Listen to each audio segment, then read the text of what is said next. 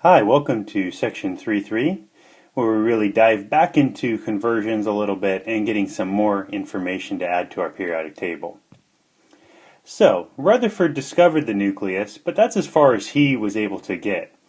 It took until 1930 with James Chadwick to discover, we know there's some positive portion, but there's also some negative portion which we discovered as neutrons. So in the nucleus are protons and neutrons. Protons, of course, having the positive charge, while neutrons having no charge. So as a brief little summary, we have the proton with a positive charge, the neutron with no charge, I'm not going to write any charge up there, and then an electron with a negative charge. Now, as far as something like the size, or if we want to say mass, because volume doesn't really apply at this subatomic level, a proton is still very tiny with its mass being quite tiny, and to 2 decimal places as this has, the proton and neutron are essentially equal. If we went a little bit further, we'd see that the neutron is a little bit heavier, but when we're talking times 10 to the negative 27th, a little bit really isn't that relative. While an electron is quite small compared to the other two. Of course, we have our charge that is written up over on the left side, and then our location with the proton and neutron both being found in the nucleus, while the electron is found essentially at this point around the nucleus. And that is still very vague at this time. We're going to find out a little bit later that there's a little more specificity with this, that there's a more specific place they can be, but for right now, they're just around the nucleus. So let's take a moment to get to know our periodic table just a little bit better. So you've seen these symbols on the right side over here before, maybe arranged a little differently. You could look at a dozen different periodic tables and there's slight different arrangement. However, they always have some things in common. They have a decimal number, that's the atomic mass. Whole number, an integer, that's the atomic number. Chemical symbol, that's for the element itself, and the name, unless you're like one of those on the wall that doesn't have the name. Now, the atomic number provides information for us.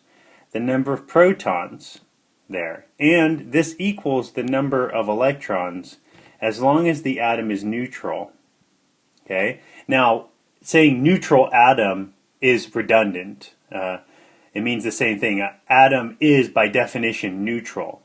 If we had an atom that was charged, that would be called an ion. So an ion is a charged atom.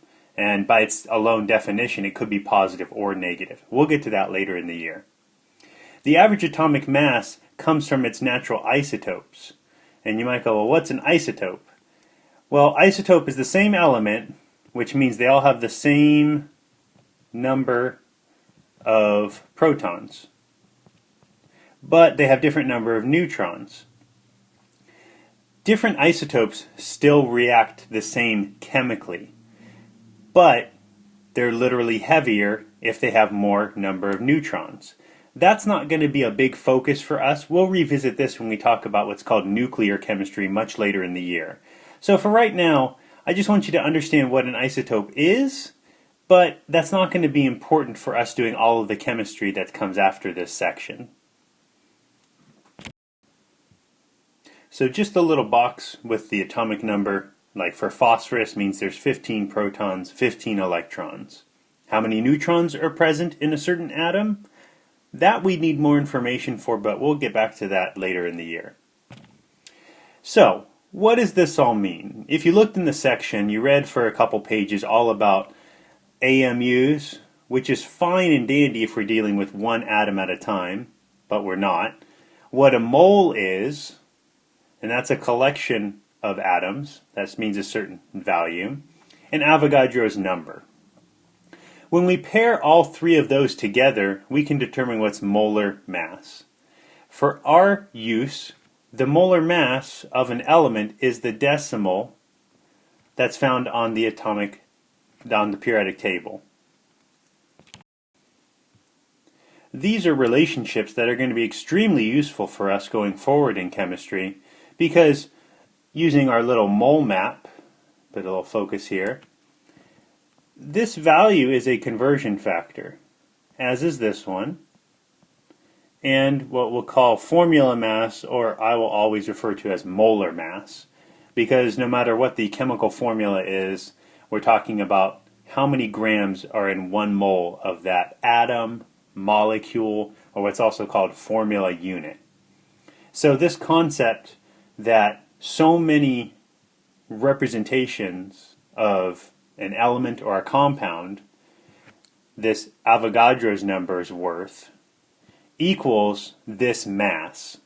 And it equals this mass because we've classified Avogadro's number as what's called 1 mole. So 1 mole is the same as Avogadro's number of particles. Because that's true, Avogadro's number of particles also will equal the amount of grams that have been determined through the average atomic mass. A lot more math than we need to go into, so I'm going to divert that. If you're going to go take AP chemistry, you can learn that there. But for us, we're going to use this mole map as we do our problems, and you will be provided it on the test. You just need to understand how to use it. So, to determine the molar mass, for an element, we just look at the periodic table. For a compound, it's a little bit more work, but essentially it's multiplying and adding.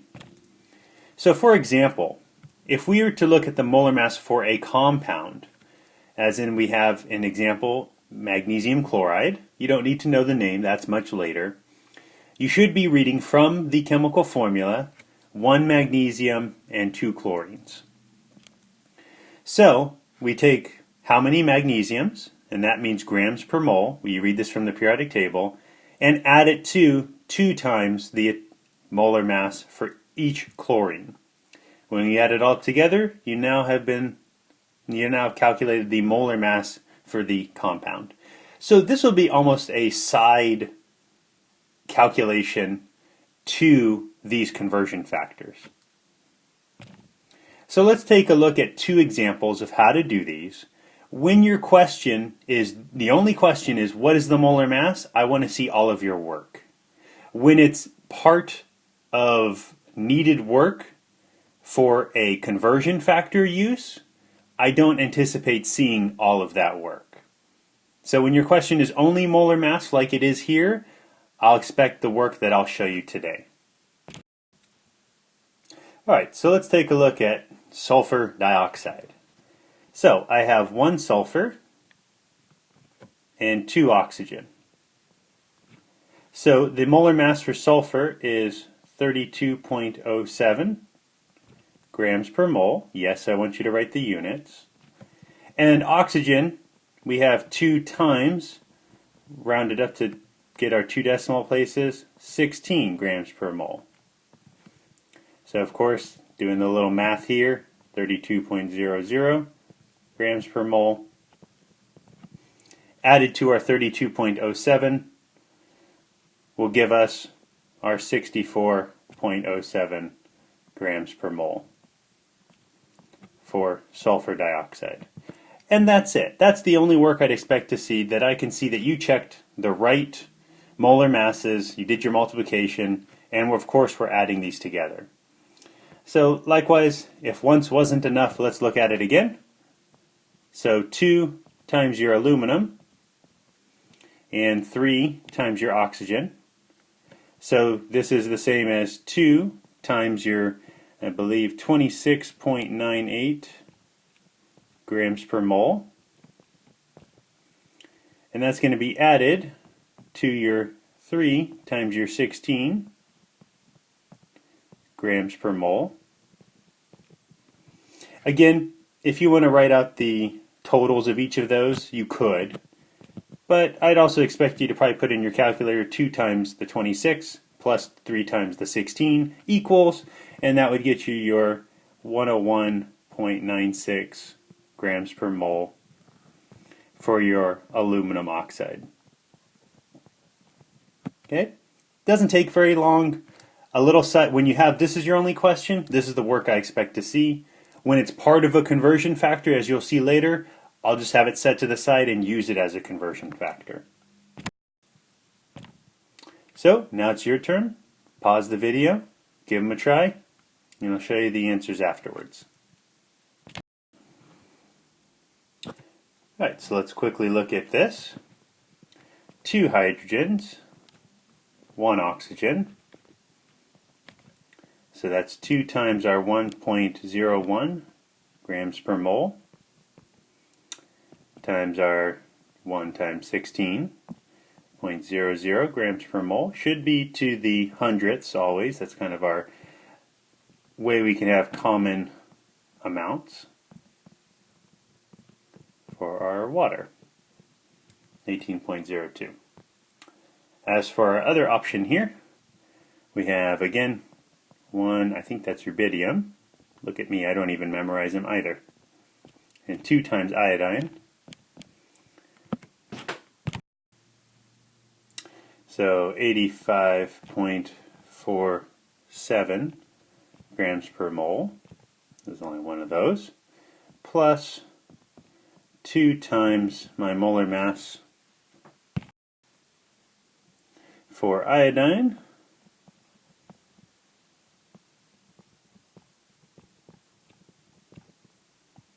So when I add that all together, if I did my math right, 339.27 grams per mole. Whenever we use a molar mass, it will go to the hundredths. I always think of it just like money. It makes it easier to just go to the 2 decimal places after the decimal, because we'll all get the same answer and make sure everything's, our precision is the same. Alright, so let's take a look at using these conversions. This may look very similar to what we've done before because it is. This has been one of the reasons why we have done it this way. This is now our third attempt at math, and it's been the exact same thing, only the content has changed. So again, your start and your finish for number 1. You start off by a conversion factor number 2. Number 3, you match the unit you start with. Number 4, atoms are always going to be related to moles. Now I say particles here because the particle could be an atom, it could be a molecule, or it could be what's called technically a formula unit. Those are for what's called ionic compounds. We'll get to the specifics much later for that.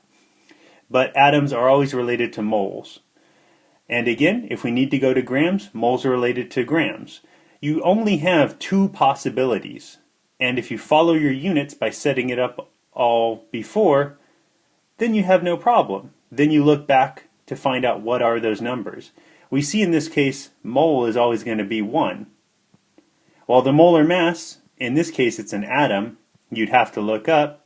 If it was a compound, you'll need to do that work on the side and then input it into the conversion factor.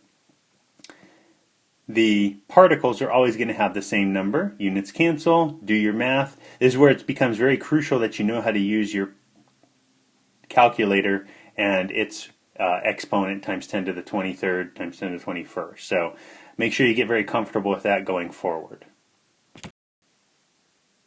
Alright, so let's take a look at our first example. So we're going from moles to grams. So 8.09 moles of carbon, C. And I want to know how many grams of carbon would be contained in that many moles of carbon. So like before, whatever's on top needs to go on the bottom. And I need to always ask myself, how does the unit on the bottom relate to what I'm trying to find? Is there a relationship of moles to grams? And you should think, is there a relationship between mole and mass, mole and mass, mole and mass, molar mass? So molar mass is that relationship. I would look up on my periodic table to see that, 12.01 grams in every mole. It's molar mass, so it's this mass in 1 mole by definition. So if I look at my calculator, it gives me 97.16 grams. My significant figures need to match what I started with. So if I started with 1, 2, 3 significant figures, 1, 2, 3, that value is a 6, So 97.2 grams of carbon would be my final correct answer, with significant figures being accounted for. Let's take a look at fluorine. So 6.790 grams of fluorine, how many moles would that be? Well, so my given value, 6.790 grams of fluorine. Get used to using those symbols and writing them. And how many moles of fluorine? So, like before, the unit that's on top needs to go on the bottom. I ask myself, how does mass relate to moles? How does mass relate to moles? Molar mass is your response. And again, in this unit, and in this unit alone, grams is only going to go with moles. That's the only thing we've taught, the only thing it can go at this time. Maybe later we'll do something else. And again, looking at your mole map, you'll also see the fact that when we're going from mass to moles, we're going to use our formula mass. So depending upon where your units are, your values are going to follow. So in 1 mole, we have 18.99 grams, in which when we do our division, our calculator gives us this much larger number, and we need to evaluate what are the significant figures. So 1, 2, 3, and yes, 4, this 0 is significant, right of the decimal, end of a number. This 0 does not count as significant. 1, 2, 3, 4. I see that's a 6. So my correct sig figs, 0.357, 4 moles of fluorine. Alright, so let's take a look at this example here. 8 molecules of carbon dioxide, to how many grams that would be. If I look on my mole map, I'll see that molecules need to use the use of Avogadro's number and formula mass, or molar mass, to get to grams. But my approach will still be the same way. So starting off on my left side, what I know, 8.00 molecules of carbon dioxide. There is no abbreviation for molecules, we just need to use the word. 2 grams of carbon dioxide. Give myself as much space as possible. So let's take a look at where I'm starting off at. So just like before, 8 molecules. We want to have our molecules of CO2 down at the bottom. Particles are related to one thing only, right here, and that's moles of CO2. We might relate it to something later, but for right now it's just moles. Now moles are not the same as grams, so whatever's on top needs to go on the bottom. Moles of CO2 to grams of CO2. Now this is a molar mass of a compound. I would need to calculate that on the side, and I would just probably expect to see on your paper the fact that you have calculated it to be 44.01 grams per mole. I would expect to have you do all that work on your calculator during a conversion factor like this.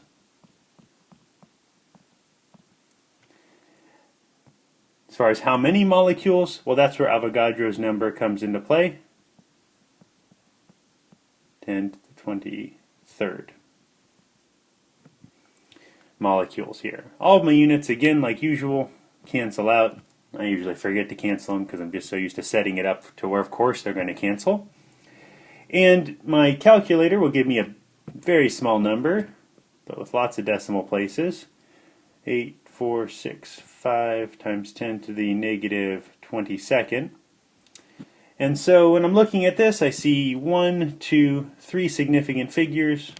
So 1, 2, 3, because this is a 6, we have our value of 5.847. Oh, nope, that's not. 5.85 times 10 to the negative 22nd grams of CO2.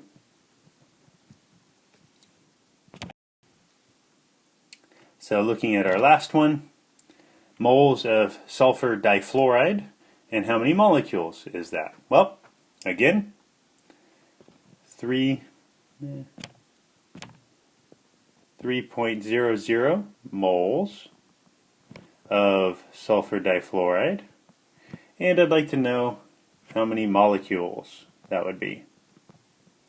Always give yourself maximum space, don't overthink it. So, I look at moles, what's on the bottom? Moles of SF2. And again, when you're looking at what you're trying to use, I see moles to molecules. You're looking at my mole map, to go from moles to anything is really only one step. But I should also be able to evaluate that there is a relationship between moles and molecules.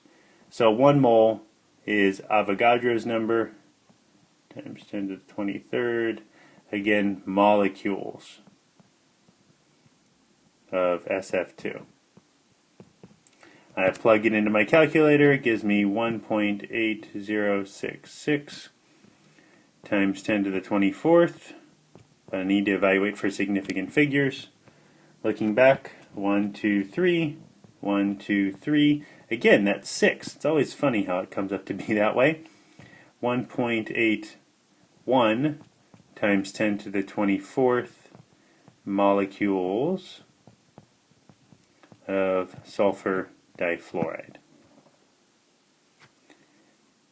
So I didn't need molar mass in this case because I saw I was only going one step. We'll come back and do a little mini lab in class so I can make sure you're doing things appropriately before we move forward and actually get some real good practice in class. Come in with any kind of questions and I'll see you then.